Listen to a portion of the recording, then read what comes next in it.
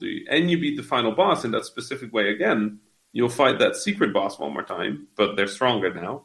And then after you complete that, you go back to 1-1, but it's a higher difficulty, and you've looped. And that's called a loop. So every time you beat that final boss in a specific way and then beat the secret boss, you just restart the game on a higher difficulty. And we had designed the game to sort of have like an unbeatable enemy type at World 3, right? It's these enemies that would just self-revive. They're super strong. They shoot lots of bullets. They're unpredictable. They can dodge your weapons. You're not supposed to be able to kill them. You're supposed to like maybe get halfway through. So obviously I jumped into the stream, and this person is at like loop 9, which is like 300% past what we thought was even possible. And there's just this community of people talking about all these strategies and all this terminology that I've never heard, and I made the game. They're talking about like deep loops, they're talking about like pushes, they're talking about like all of this stuff that is just like, I'm just watching this game as if it's entirely new, right? And this super supportive community, this super helpful community, everybody that was there were 4 people watching when I joined. I tweeted it out, and then hundreds of people were watching. But it was all the Nuclear Throne community, all the old people that I was hanging out with, like when Nuclear Throne was like the main focus of my life, and I was trying to get feedback. Like those people are still there, and they're still loving the game, and they're still like pushing the game and still talking about the game and submitting it to speedrunning things and like talking to friends about it and creating this terminology that I've never heard. So I'm going to be checking that out over the next few weeks and just seeing what happened. But that community is obviously still there, and they're critical, right? Like if we mess up as a studio, they'll make sure to let us know. But they're also very understanding. So if we say like, yeah, no, we'd love to do that, but this and this, or not now because this and that, they'll go like, oh yeah, fair enough. And they'll still make fun of us, right? Like it's kind of part of like they make fun of like a Vita patch that has taken us 2 years to develop, which admittedly that's very long. And we've explained why that is and what the problems were with it. But at the same time, they're also like, they joke about it, but at the same time, they know we're trying. Yeah. Right. So I think that is a huge part of a constructive community is, like they support each other, they support the developer, but they're not beyond being critical of things. Yeah.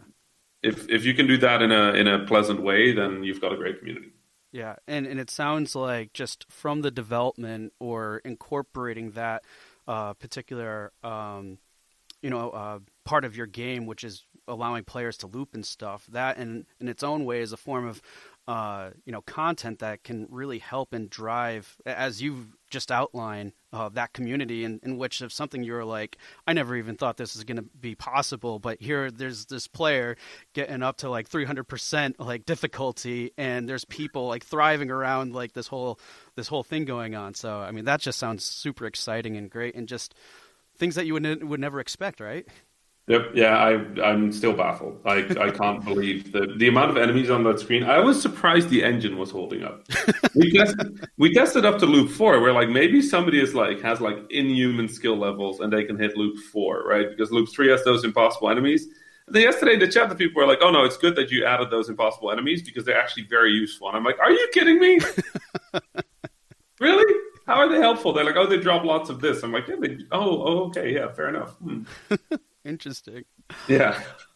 All right. So, in light of that, though, and you touched upon this a little bit, like, and I'm just trying to get a better sense of too, and I'm sure some of the listeners are as well. Like,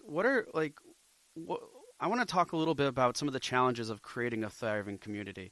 So, like, one that came up was, criticism, and I'm sure we'll get into that a little bit. But like, for anybody starting out, whether they don't have a community, like an indie dev doesn't have a community, or they need to improve their existing one, where's a good place for them to start? Well, the first place to start is get rid of all the bad people, right? Which sounds a bit weird, but the thing you want to do is not necessarily get rid of the bad. You want to empower the good people. So find people that seem to have the same level of care and the same level of like kindness that you want your studio to have, and empower those people. Give them access to things, give them information, give them moderation powers,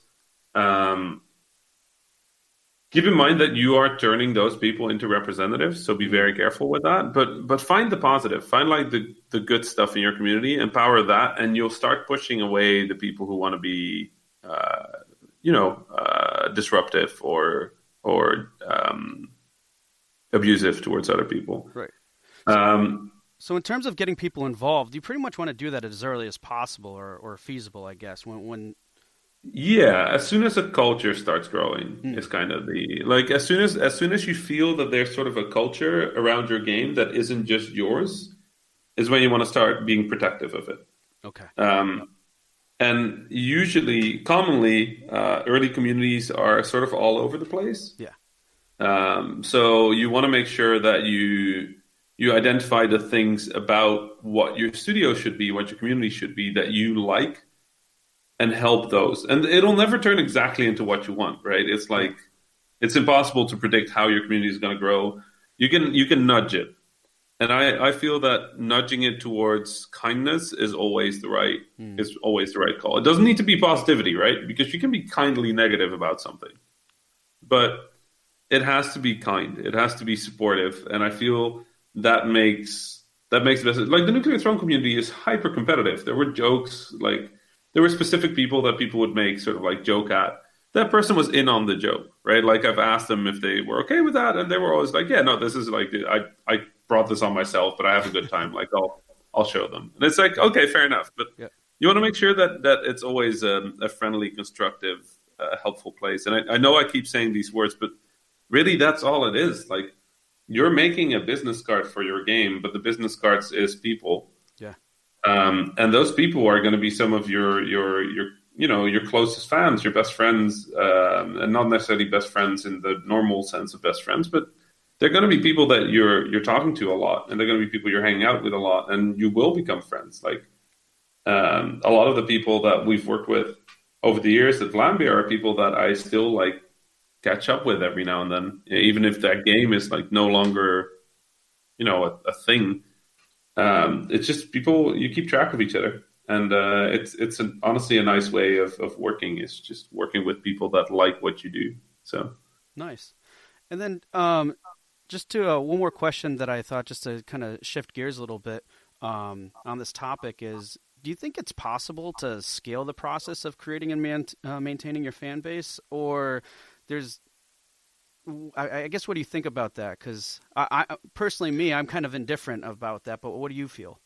well, I think at some point, like the thing about community is it's all fine until it goes bad. Yep. Right. That's kind of the truth about community. So if you happen to just accidentally have a very positive and very helpful community, then it's never going to seem like an issue. And you're just going to look at people talking about community management and go like, what are these people talking about? People are just awesome.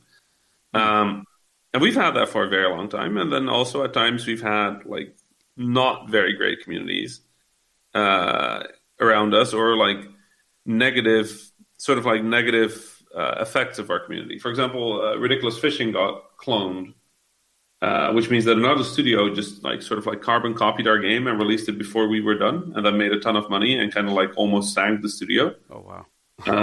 Yeah, that was the cause of the burnout. Hmm. And then our community got very sensitive towards clones. So if anybody makes anything that even looks like a Vlambeer game, they'll go after that developer pretty hard, Yeah. which is not something we want, right? Like if somebody clones our game up front, yeah, absolutely, like wreck them. But if somebody clones our game after we're done and we've sold the game and like we've had our shot at the market, then go ahead. Like, there's people going after like this Luftrauser-esque game that looks incredible, and I'm just like, wow, this is such a good like expansion Hmm. on sort of like the base ideas of Luftrausers. I'm very excited to see this, and then I scroll through the comments, and there's people just like, oh, this is a clone of Lambert's Luftrauser, and I'm like, don't say that. No, no, it's not necessary. These people are just trying to make a video game. It's Yeah. not like we're not inspired by other games, right? Right. Like Nuclear Throne is inspired by Hotline Miami, which is probably inspired by Action Fist, which is probably inspired by maybe another game of Yeah. JW's. Like it's Exactly. just like it's part of it is that we learn from each other and grow. But every now and then, certain community functions get out of hand, and you don't really control that as developer. Again, you can only nudge it. So making sure that you nudge. and that you sort of like not keep control, but like keep tone a little Mm. helps a lot. And a lot of that is just giving people the tools to do that, right? Yep. Because somebody says like this is bad, like this feature is bad, and all you can give as a response is like, no, it's not. That's going to turn into a fight. Yeah. Well, if somebody says this is bad, and your community member can go like, well, this decision was made because of this, this, and this, and the developer said in this interview that, and that, then it's a very different conversation, right? Like Yeah, now you're definitely. talking now you're talking with like informed information, and people can argue about like the how and whys, which is very different from like I think this, and then somebody else going, well, you're wrong. So empowering people to have access to information is a huge part of doing that, and I think that's with the cloning thing, for example, we failed to properly distinguish what kind of clones we find problematic, Mm. and we're like 5 years later, and we're still like 7 years later now, and we're still seeing that in our community that we messed up that little thing, and that's it's something you learn from. Yeah, totally. Now, I want to shift gears again, and this one I know is going to be really close to you because I want to talk more about the residual impact that communities have just on our culture as a whole. So, in time, what can indie devs expect from maintaining a strong community, aside from just any type of success, however they define it, that would come with it? Like, what's the residual impact that creating these, what you call great communities and examples that you provided, what's that residual impact that can have on our culture? I mean, on your studio's culture, a lot, right? Like it helps shaping, but also creating these positive impact, these positive communities. It's good for your own motivation. It's Mm. good for your social network, kind of. It's good for your business. It's good for your game. You can get honest feedback from people because they care, and they care genuinely. Um, and the motivation thing is honestly so big. Like watching those people play Nuclear Throne yesterday, I woke up this morning just going like, "Let's make some video games." Awesome. And it's just like like people underestimate how much of an effect that has on a developer. Like we're just working. Like we're just trying to make these games, and yeah, we love our job. Absolutely, we love our job. Also, we hate our job. Like, come on, like a lot of us love video games, so they became a game developer. So now we can't play games anymore because we're game developers now. So we still play them, but I'm playing Devil May Cry like 5 at the moment, right? And I played it, and I'm like, wow, that's some good rendering right there. Like, you see, like, what are they doing? How are they doing that? And I'm just like, okay, is there any interview with any? And I'm like, now I'm not playing the game anymore. I'm looking up how they did that. And I'm like, that facial animation is super good. Like, look at that little like twitch. And I wonder if that's like, how did they do that? I'm not sure. What technique are they using for that? And it's still like, like this is how I play games now. I was playing Halo with a bunch of friends, and they run ahead to do the next fight, and I got like distracted by a sprite that was billboarded in a smart way, and I'm like, just walking around this like patch of grass. I'm like, wow, you guys see this? They're like, Rami, come fight the boss. I'm like, wait. And then the game loads me into the next area, and I'm like, oh, come on, I was checking something out. They're like, we're playing a game. And it's just sort of like, that kind of happens. But yeah, no, like when you when you when you're a game developer, a lot of it is sort of a weirdly isolating experience, right? Mm. And it's a rough one, like especially as an independent developer, you're putting a lot of yourself into this game, and you're trying to say something, but you can't say it. Instead, the game has to say it. So you got to teach the game to say the thing you want to say, and then you got to hope that the people are listening to it in the right mindset to actually hear what you're trying to say. And then that only works if there's no bugs, because if there's no bugs, people stop listening straight away. So it's like, no matter what you're trying to say, like have fun or like learn something or gain a perspective or all of the above, right? Because they're not mutually exclusive, or have this feeling. We're just trying to make sure the computer doesn't like mess it up, right? Like we're like weird alchemists. Like when you think about it, we have these ideas in our head. And then when you think about it, this is what a computer is, right? It's a silicon chip that electricity shoots through to turn colors on your screen into different colors. Yep. Right? There's like a giant array of pixels in your screen, And what we can do is we can tell certain pixels to take certain colors, and we can tell your speakers to make certain sounds.